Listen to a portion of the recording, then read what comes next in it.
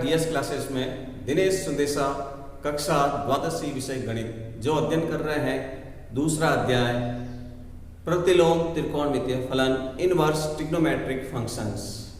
अभी पूर्व हमने त्रिकोणमितीय प्रतिफलन के मुख्य मान और व्यापक हल किस तरह से ज्ञात किए जाए वो सीखा। आइए उस पर आधारित हम प्रश्न करते हैं। दिया गया है बोर्ड पर, निम्नलिखित के मुख्य मान ज्ञात कीजिए। तो मुख्य मान ज्ञात करने के लिए हमको सबसे पहले x की जो वैल्यू है वो लेस देन 0 या लेस देन ग्रेटर देन 0 है वो हम पता करेंगे। फिर उसके बाद उसको दो भागों में बांटते हुए हमने यहाँ पर देखा था टेबल के मुताबिक उसका मान ज्ञात करेंगे। तो देखिए सबसे पहले एक जो प्रश्न दिया हुआ है वो साइन इनवर्स -1/2 इसका मान हम ज्ञात करेंगे।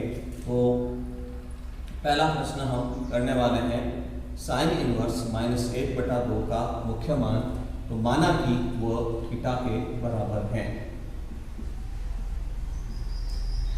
साइन इनवर्स के लिए जहां साइन इनवर्स के लिए थीटा मुख्य मान के तहत यहाँ -1/2 के मुताबिक इसकी जो रेंज होगी मुख्य मान के लिए -π/2 से π/2 के मध्य होगा। तो साइन इनवर्स माइनस का 1/2 है। तो सबसे पहले हम चूंकि साइन इनवर्स -x बराबर माइनस का साइन इनवर्स x, प्रतिलोम त्रिकोणमितीय प्रतिफलन यदि ऋणात्मक है तो एक यहाँ देखिए टेबल है, उस टेबल के स्थान पर हम उसको हटा सकते हैं। माइनस का साइन इनवर्स है, कॉज इनवर्स -x है, टेन इनवर्स -x है। तो सबके अंदर अगर ऋणात्मक मान आए तो तीन प्रतिलोम प्रतिफलन में देखेंगे इनवर्स x में, टेन इनवर्स x में और सेक इनवर्स x में यदि x ऋणात्मक है तो माइनस हम बाहर लिख देंगे जैसे हमने यहाँ लिखा है। कॉज इनवर्स, कॉट इनवर्स और सेक इनवर्स में यदि माइनस है तो वह pi minus cos inverse x, pi minus sec inverse x, pi minus cot inverse x द्वारा हल करके हम लिखेंगे। तो यहाँ माइनस हटा देंगे, अतः sine inverse -1/2 is equal to minus sine inverse 1/2। अब प्रथम चतुर्थांश के मुताबिक x ग्रेटर देन 0 हो गया। तो प्रथम चतुर्थांश के मुताबिक इसकी क्या वैल्यू है वो हम यहाँ लिख देंगे। तो साइन इनवर्स 1/2 माइनस का π/6 जो कि इसकी सीरीज में है, यही इसका आंसर कहलाया जाएगा।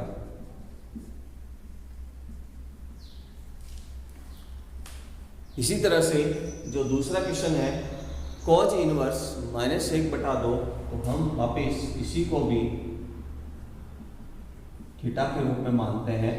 माना कि थीटा है इसकी वैल्यू, तो theta belongs to cos inverse के लिए जो मुख्य मान होता है वह 0 से π में होता है। 0 और π के मध्य इसका आंसर लाने के लिए सबसे पहले कॉज इनवर्स -x होता है, इसकी वैल्यू हल करने के लिए pi minus cos inverse x लिखा जाएगा। तो यहाँ इसमें माइनस को हटाएंगे तो कॉज इनवर्स -1/2 बराबर पाई माइनस कॉज इनवर्स 1/2।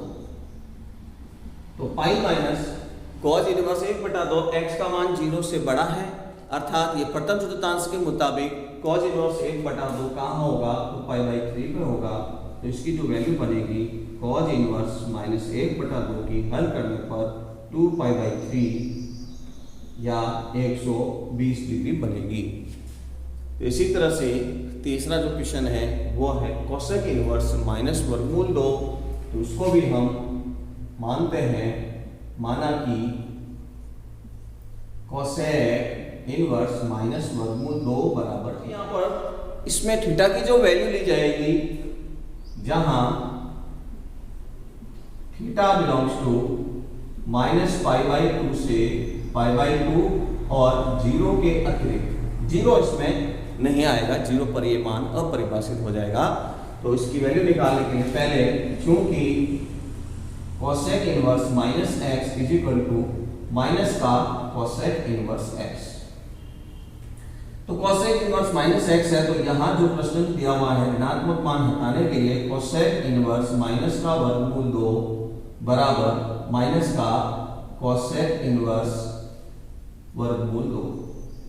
x का मान 0 से बड़ा हो गया, तो प्रथम चतुर्थांश के मुताबिक कोसेक इनवर्स अंडर 2 कहाँ होगा, तो माइनस का π/4, यही हमको आंसर निकालना था, माइनस का 45 डिग्री इसका आंसर होगा।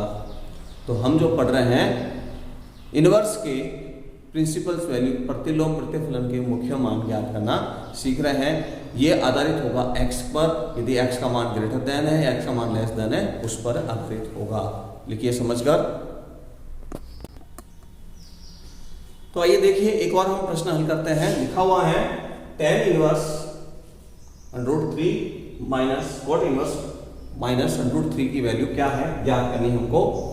तो यहां देखते हैं तो x का मान 0 से बड़ा ही है, अतः इसकी वैल्यू डायरेक्ट हम इसकी जो सीरीज है उसमें से हम देख सकते हैं। और cot इनवर्स माइनस वर्गमूल 3, तो यहाँ ऋणात्मक मान है, तो उसको हटाने के लिए cot इनवर्स माइनस x, तो माइनस का cot इनवर्स x, इससे पहले पाई माइनस cot इनवर्स x, यहाँ इसके लिए ये वैल्यू काम में ली जाएगी tan inverse √3 minus cot inverse minus √3। तो यहाँ जो मुख्य मान के तहत इसकी जो वैल्यू बनेगी वो बनेगी π/3। और इसको हल करने के लिए पहले हम इसको ग्रेटर देन x की वैल्यू ग्रेटर देन 0 बनाने के लिए pi minus cot inverse √3 π/3 minus pi minus π/6 cot inverse वर्गमूल 3 की जो वैल्यू x ग्रेटर देन 0 होने पर ट्रिग्नोमेट्रिक टेबल के मुताबिक हमने π/6 लिखा है। अब इसको सरल करते हैं, π/3 माइनस π/6 एलसीएम लेके इसको हल किया जाए।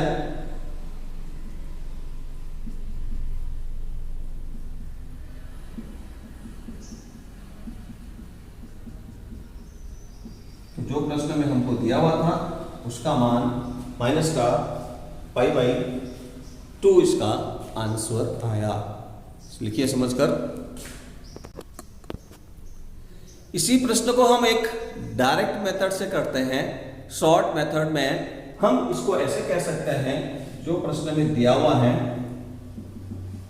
tan इनवर्स वर्गमूल 3 माइनस cot इनवर्स माइनस वर्गमूल 3। तो सबसे पहले हमने इसको ऋणात्मक से धनात्मक कोण बनाने के लिए काम किया, पाई माइनस cot इनवर्स x।